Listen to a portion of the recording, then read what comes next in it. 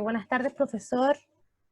Ahora con mi compañero César Curmerme y yo, quien le habla, María Jesús Toledo, vamos a realizar la cátedra número 2 y vamos a comenzar con una breve introducción de lo que se trata el trabajo. Y es que el objetivo de esta presentación es analizar documentos científicos que estén relacionados con la biomecánica y la fisiología del voleibol, del básquetbol. También vamos a explicar las conclusiones que llegan cada uno de estos documentos.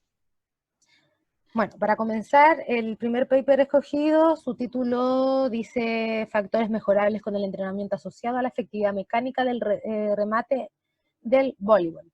El objetivo de este estudio es la mecánica de la técnica del remate en el voleibol a través de la biomecánica para poder determinar la eficacia mecánica de este movimiento, como también mejorar e indicar los parámetros cinemáticos más importantes del movimiento. Con este estudio se pueden fijar los aspectos claves, los errores y su influencia con el movimiento. Con este estudio se pueden fijar los aspectos claves, los errores y su influencia con el movimiento. Esto servirá para guiarse y preparar un entrenamiento físico-técnico en el remate. Bueno, acá tengo una cita que es de Marelik, Resetar y Hankovic, que dice que de las tres acciones terminales, que son el saque, remate y bloqueo, el remate es considerado como la acción más importante, pues con ello se consiguen más de la mitad de los puntos logrados durante un partido. Ahora aquí vamos a realizar un análisis biomecánico del remate y la altura de golpe, y su altura de golpe. Primero vamos a comenzar con la altura de alcance del salto. Esta se divide en 4 fases, que sería la altura de despegue, la altura de vuelo, la altura de alcance y la altura de pérdida. Aquí esta figura nos representa las alturas de salto que forma el modelo biomecánico del remate y del voleibol y su contribución al salto. Acá en la primera fase, que es un 40%, a la altura de alcance, es la del despegue. Acá tenemos en la altura del despegue, se trata de que el centro de masa del deportista abandona el suelo. En la primera fase es donde el deportista abandona el suelo. Luego tenemos la altura de vuelo. Esta altura de vuelo se diferencia, tiene una diferencia entre la máxima altura de elevación del centro de masa con la altura de la batida. La tercera es la altura de alcance. Esta es la altura entre el centro de masa y el balón, justo en el momento en que la mano del jugador conecta con el balón, ¿ya?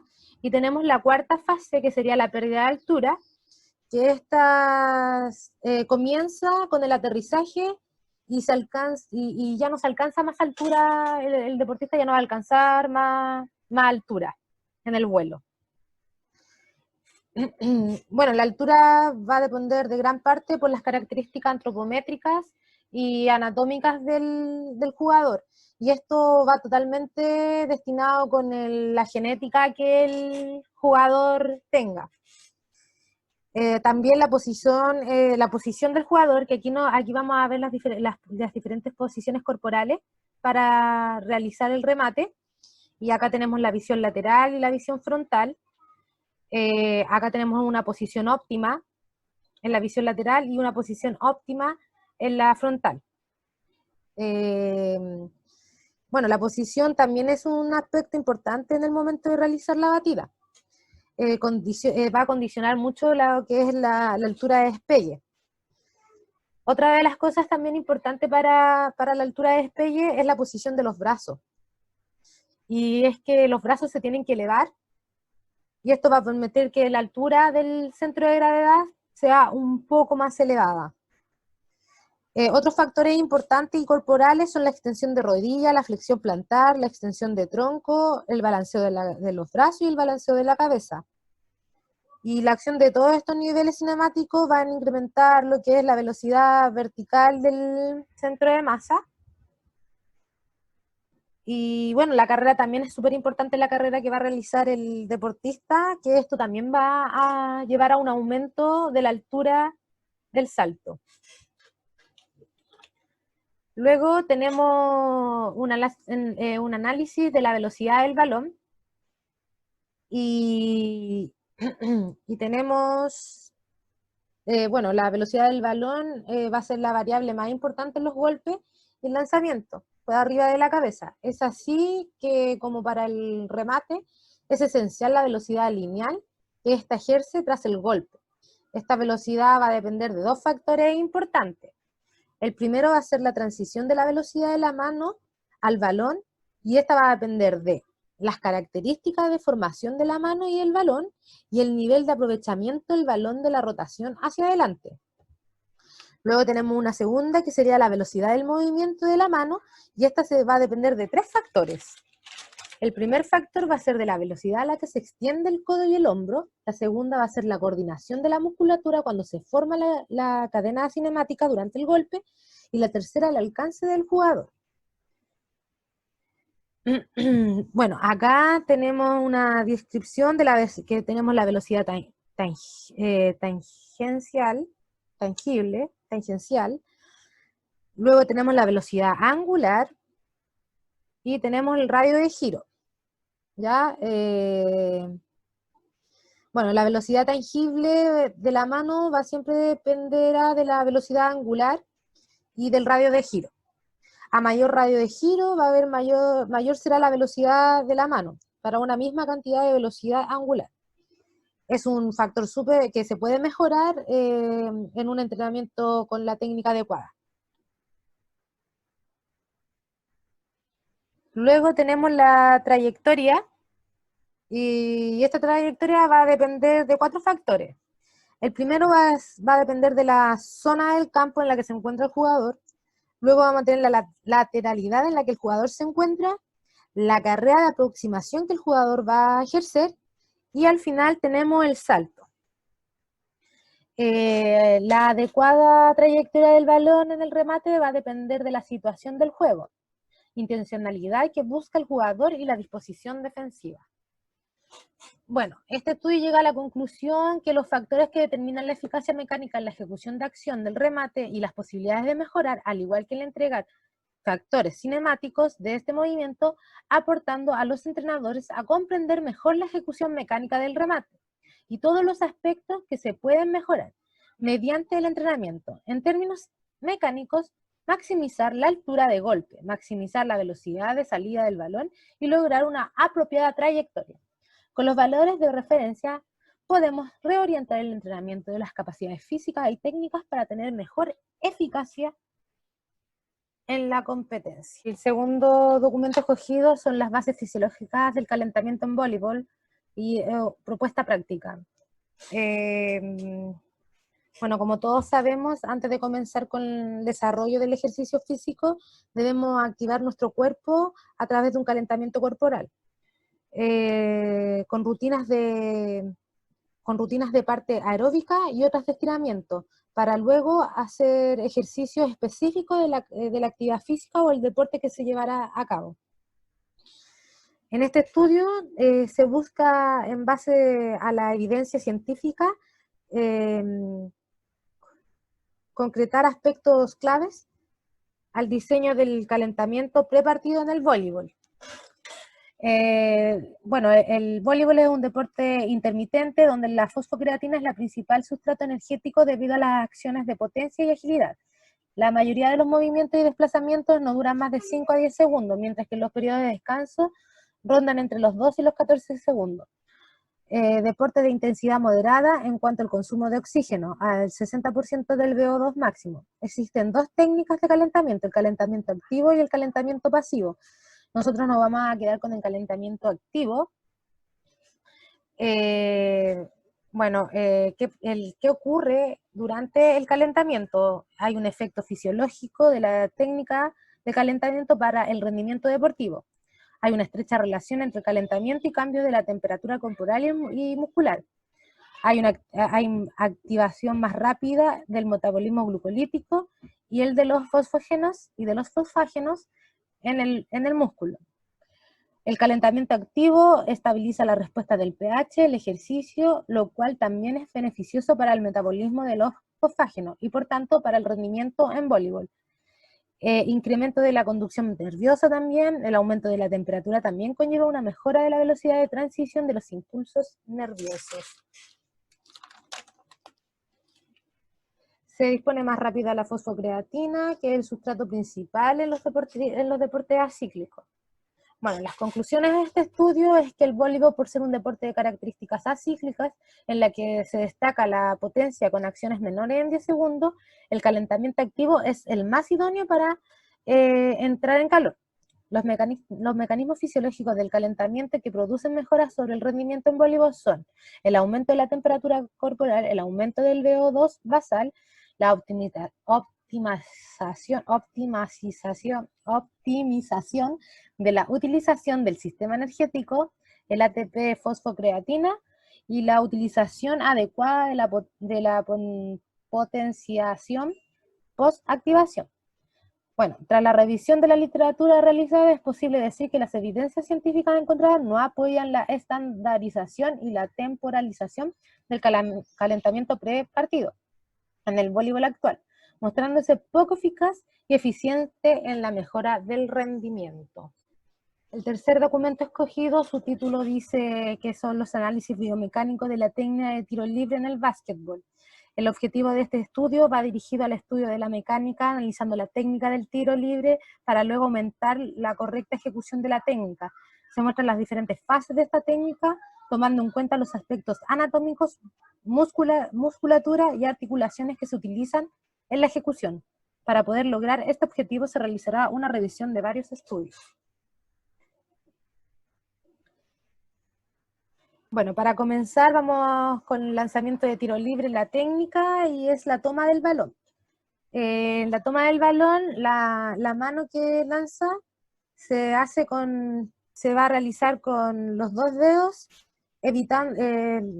se va a hacer con los dedos, evitando tomarlo con la palma de la mano. Todas las partes que están marcadas aquí es donde debería ir apoyado el balón. Acá no.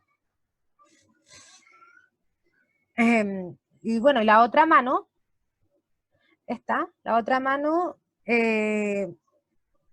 va apoyando el balón. Va apoyando el balón con los dedos, apuntando hacia el cielo. Los pulgares de ambas manos deben formar algo así como una T. Aquí no se ve muy bien, pero acá debería formar una forma de T, mirándola desde arriba. Los pulgares de las manos son los que forman esta T. Bueno, el codo de la mano que va a lanzar se flexiona formando un ángulo recto entre el antebrazo y el brazo. Un ángulo casi de 5, sí, llegando a los 90 grados, por ahí. Y para apuntar se debe mirar por debajo del balón. La coordinación con la extensión de la rodilla del cuello y el codo son súper importantes. Luego se realiza como una acción de catapulta. A ver si la tenemos acá, claro. Acá está la acción como de catapulta. Luego de esa acción tenemos para luego realizar un movimiento como de latigazo para lanzar el balón. La muñeca realiza este tipo de movimiento que es como un latigazo. Y la forma en la que queda el brazo es como la de un cuello de un cisne. Bueno, acá vamos a mostrar las fases en las que se realiza el tiro libre en básquetbol. Que tenemos la fase preparatoria, que sería la fase número 1, o de contramovimiento. El deportista en esta fase debe estar posturalmente preparado para realizar la mecánica del lanzamiento. La posición debe ser recta, el balón debe estar sostenido con las yemas de los dedos, el codo de la mano que lanza flexionado a los 90 grados y también con una flexión de rodilla. Esta es la fase 1, esta. Luego tenemos la fase de producción de fuerza, que sería la fase 2, que en esta se busca proyectar el balón hacia la canasta, preparando la transferencia de fuerza aplicada para lanzar el balón, precisión y altura que requiere el tiro. Acá hay una elevación del balón sobre los hombros, se deflectan los hombros hacia arriba, lo mismo ocurre con las muñecas, y el codo realiza una extensión. Acá está la flexión y luego el codo realiza la extensión. Para la parte final, que es el recobro, es la fase final de este tiro.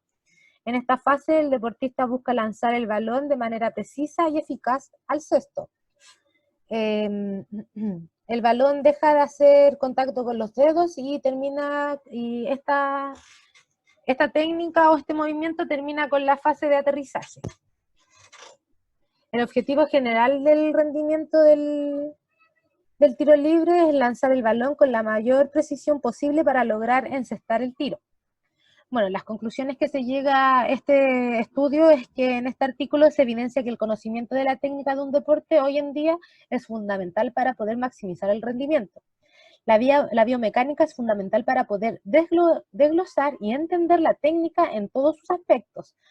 Claro, porque como vimos recién nos va mostrando fase por fase, entonces nos muestra cada fase cuál es su movimiento, cuál es su extensión de brazos, su extensión de cadera, su extensión de piernas y todo eso. Al dividir el gesto en fases, los profesionales tendrán mayor posibilidad de lograr un avance de manera progresiva en sus alumnos, ya que tendrán la posibilidad de ensayar la técnica por parte y resultará más factible la mecanización del movimiento por parte del alumno. Bueno, para continuar y finalizar los estudios que nosotros analizamos, el último se trata del análisis fisiológico del baloncesto, y esto se realiza para confeccionar un modelo de entrenamiento específico en los deportes de equipo. Es necesario conocer cuáles son las demandas físicas, fisiológicas y energéticas que compartan dicha actividad. Partiendo de su conocimiento, se pueden establecer programas adecuados dirigidos hacia las cualidades condicionales específicas. Esto lo dice Bardero en el 2001. Por esto debemos conocer las exigencias fisiológicas del baloncesto y las exigencias físico-fisiológicas del jugador de balonmano, o sea, de básquetbol, para obtener y promover una competición de la más alta calidad. Bueno, para comenzar vamos a escribir este primer cuadro que es modificado y traducido por Physical of Sport. El primer cuadro nos habla sobre una tabla en la cual nos muestra diferentes tipos de deporte, su gasto energético y los latidos por minuto. Nos muestra la comparación del básquetbol y otras disciplinas sobre lo que es el gasto energético por minuto y los latidos del corazón. Esto nos muestra que el básquetbol es un deporte bastante intenso, primordialmente en el gasto energético y los latidos del corazón. Uno de los aspectos fisiológicos de mayor relevancia en el baloncesto son los gastos energéticos que existen en el deporte y los latidos por minutos. Según Brian Mack, dice que el sistema energético predominante en el baloncesto o en el básquetbol es el sistema anaeróbico, que predomina con un 60%, donde utiliza el ATP fosfocreatina, glucólisis aeróbica al 20%, y el sistema aeróbico también con un 20%. Luego tenemos dos diferentes cuadros aquí. El primer cuadro, que es el de acá, nos muestra la duración en la que dura cada clasificación y la energía que se utiliza durante los segundos que se va a realizar un esfuerzo físico. Este cuadro va a describir y va a resumir los sistemas energéticos con la energía relevante que se necesita.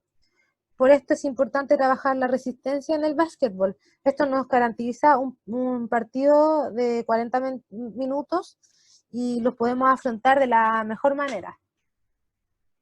Luego tenemos un tercer cuadro. Este nos muestra qué sistema energético se utiliza en diferentes tipos de movimiento, de ejercicio. Acá utilizamos, supongamos, el lance, pase, rebote, donqueos, bloqueos, tapones, salidas. Utilizamos el ATP. Acá 2 a 3 posiciones rápidas, transiciones rápidas, fast breaks, ATP fosfocreatina se utiliza. Después tenemos series de contraataques, de 4 a 8 posiciones de corrido, sin detener el partido, el balón del jugador por alguna falta, violación u otra situación del juego. Tenemos la anaeróbico glucólisis. Y luego tenemos la parte aeróbica, duración de un partido entre hora y media o 2 horas. Esta es o sea, entre esa cantidad más o menos dura el partido, por eso se vuelve también el sistema energético aeróbico también es necesario dentro de esta disciplina. Bueno, esta tabla nos describe el sistema energético y su relación a la acción que realizan los jugadores en el básquetbol. Bueno, la conclusión de este estudio: para obtener mejor beneficio a nuestros jugadores de baloncesto debemos conocer los sistemas energéticos que influyen en el básquetbol, en cómo nos puede afectar y en la especificidad que requiere en las diferentes posiciones. De esta manera y con estos conocimientos, los profesionales de este deporte les brindarán una mayor idea en cómo realizar los diferentes tipos de entrenamiento: carga, intensidad, densidad, volumen, entre otras. Aunque el baloncesto es un deporte colectivo, debemos desarrollar y trabajar con los jugadores de forma individual, ya que cada posición del deporte tiene una exigencia específica y cada jugador tiene una característica fisiológica y física diferente. Bueno, ahora los voy a dejar con mi compañero César, que les va a explicar la segunda parte. Bueno, siguiendo con la presentación que estaba hablando mi compañera María Jesús, yo voy a hablar sobre el punto 2 del trabajo, que sería el análisis del paper, ¿ya? Sobre el baloncesto de formación hacia la especificidad del entrenamiento. En este paper se habla sobre 4 situaciones motrices que se presentan en el básquetbol.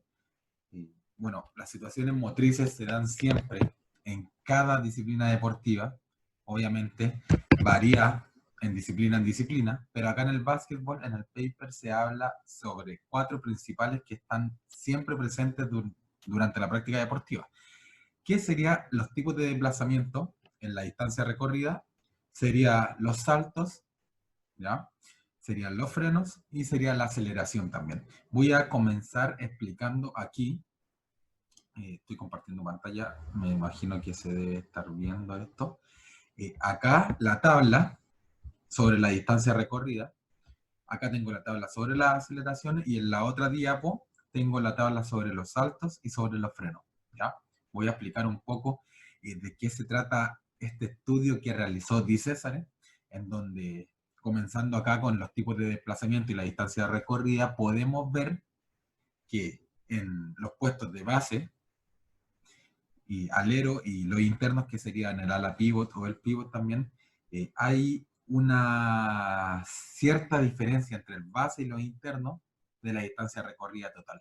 Esto tiene que ver mucho con la situación del juego, tiene que ver mucho la posición del juego, obviamente, ya que el base recorre una mayor distancia porque está en un constante movimiento como ofensivo como defensivo.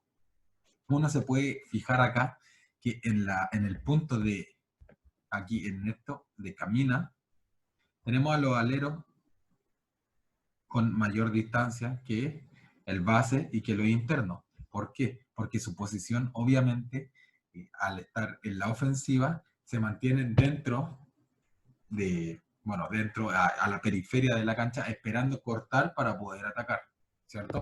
A media velocidad tenemos que predomina siempre el base, ya que el base generalmente tiene el balón y está en una, tiene el balón, perdón, como para llevarlo al campo contrario y todo eso, y tiene siempre una presión encima.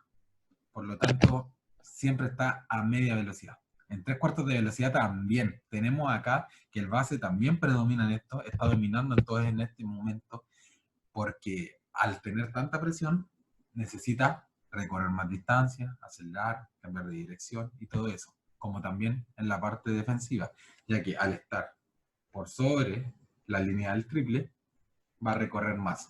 La máxima velocidad también tenemos al base, y esto quiero poner énfasis acá porque se dan en los contragolpes, más que nada. En el contragolpe se le pasa el balón al base, se le pasa para que él corra y se vaya, por sus características físicas.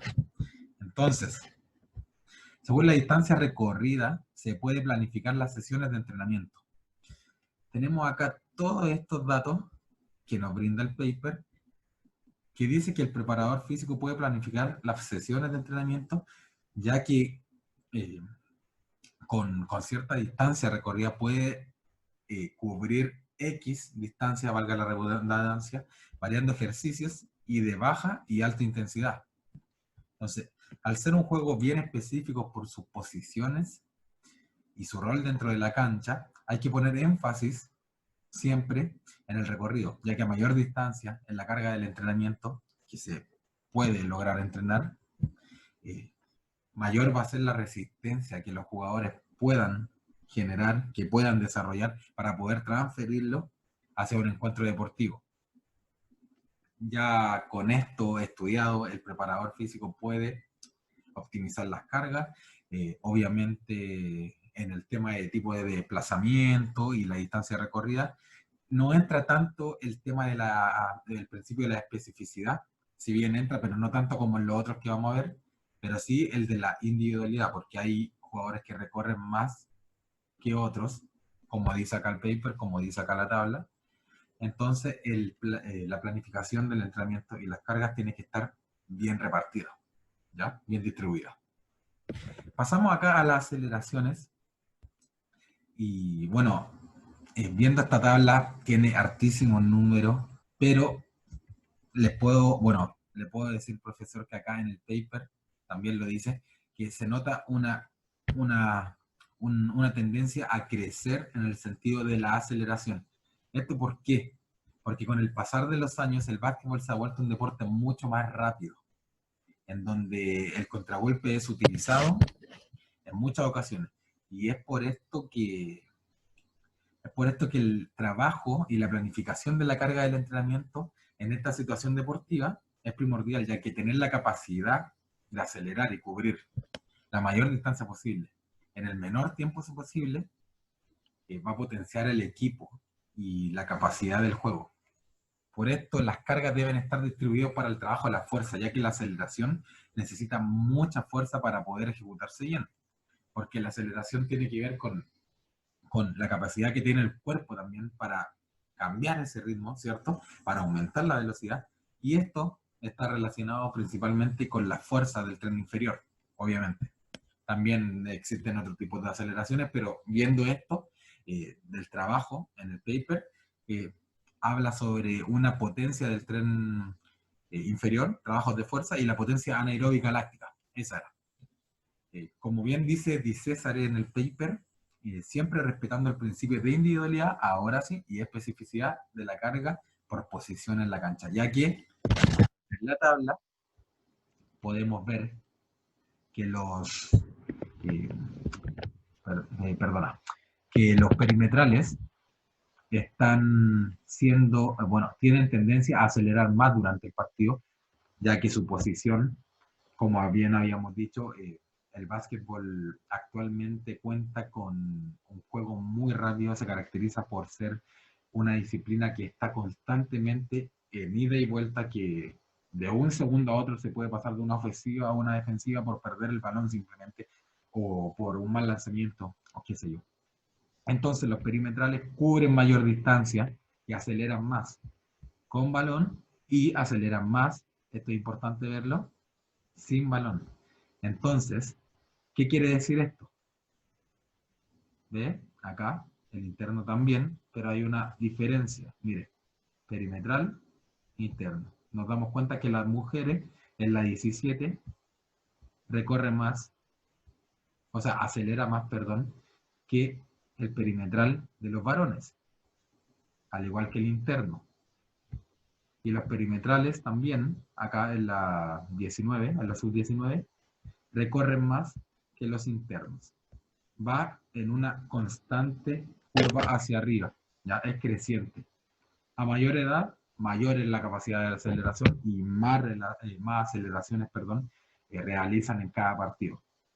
Y a lo que iba es que, bueno, como son aceleraciones sin balón y se realizan más aceleraciones sin balón que con balón, el básquetbol habla sobre una muy buena defensiva. Como el juego es tan rápido, al perder el balón, ¿qué tienen que hacer los jugadores? Regresar, ¿cierto? Tienen que volver a su lado de la cancha para poder defender. ¿Eso qué tiende a... ¿por qué sucede? por pérdidas de balón, obviamente, por el intercambio, los cambios de direcciones que se dan. Entonces esto conlleva a tener aceleraciones y desaceleraciones, que vamos a hablar ahora también en los frenos, aceleraciones constantemente durante todo el partido. Cambios de direcciones para allá, ¿cierto? Vuelta a la defensiva, contragolpes, el rebote y de nuevo ataco, penetraciones. Entonces el básquetbol, en este tema de las aceleraciones, es importante recalcar todo esto. El trabajo del preparador físico, hablando ahora a lo más específico, lo nuestro, tiene que estar bien enfocado en la carga, como le dije, que entra el principio de la especificidad, porque por posición tenemos jugadores, aquí sale los perimetrales, que aceleran más que los internos. Entonces no podemos tener a un interno haciendo trabajo de aceleración constantemente. No. ¿Por qué? Porque él tiene que cubrir la pintura, como se le dice en el básquetbol, el perimetral, es el que cubre la zona externa, como bien lo dice el perimetral. Siguiendo con las tablas estudiadas aquí en el paper, tenemos los frenos y tenemos los saltos. Los frenos también está con mucho número acá. Y bueno, podemos ver que hay una tendencia también.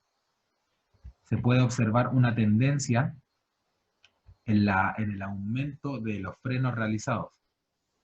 Entonces, podemos ver que el jugador que realiza más frenos en la sub-15 con la pierna izquierda, lo tenemos acá, son los perimetrales, pero las damas, ¿cierto? Tenemos acá, son los internos, pero los hombres y las damas, más que los perimetrales, me estaba confundiendo. En la U17 aumenta este número considerablemente en comparación a este, y decrece este número en comparación a este. ¿Se da cuenta? En la sub-19 ya aumenta también en comparación, y acá aumenta con la sub-17, pero se mantiene casi igual que en esta. En la pierna derecha ocurre casi lo mismo, hay una tendencia a subir, pero en la sub-17 baja un poco. El estudio no explica por qué sucede eso, pero acá se nota con los números. Pero en la sub-19, mire, pierna derecha tenemos 42 frenos por partido en los hombres. Una gran cantidad.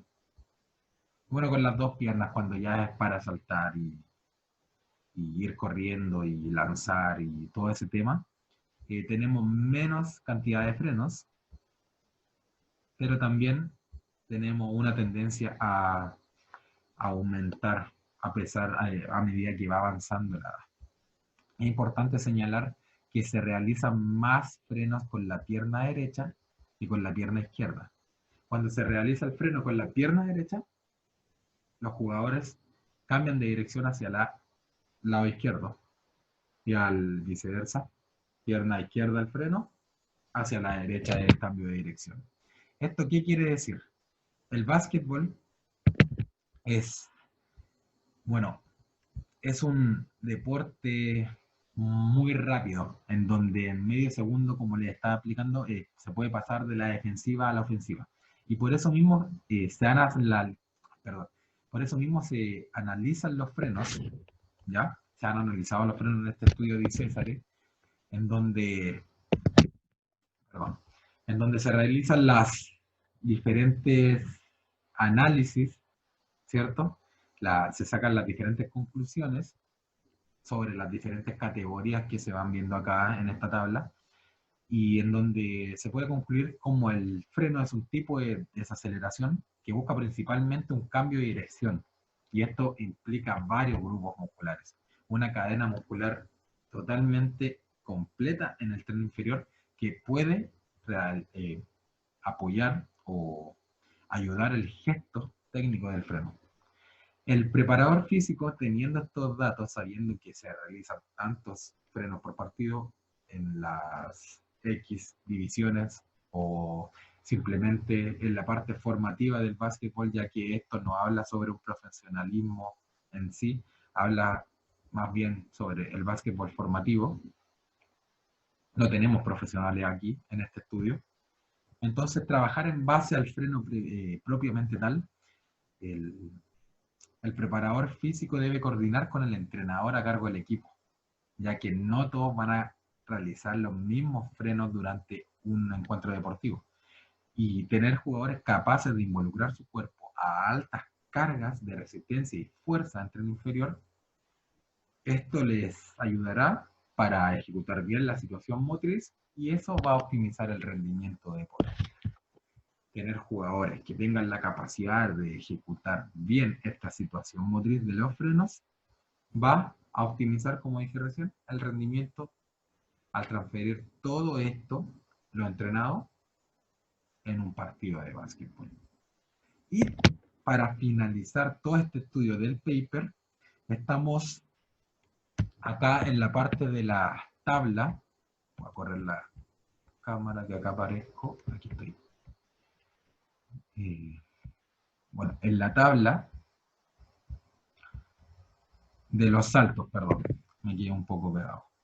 En la tabla de los saltos, tenemos acá números que, bueno, si uno sabe básquetbol, de las posiciones del básquetbol, tenemos la conciencia de que el jugador que va a realizar más salto es el que va a tomar la mayor cantidad de rebotes, por ende sería el centro o pivot, o ala pivot también, que realiza 49 saltos por partido, aparece acá, predominando contra el base, que realiza 41, al igual que los aleros que realizan 41, igual que el base.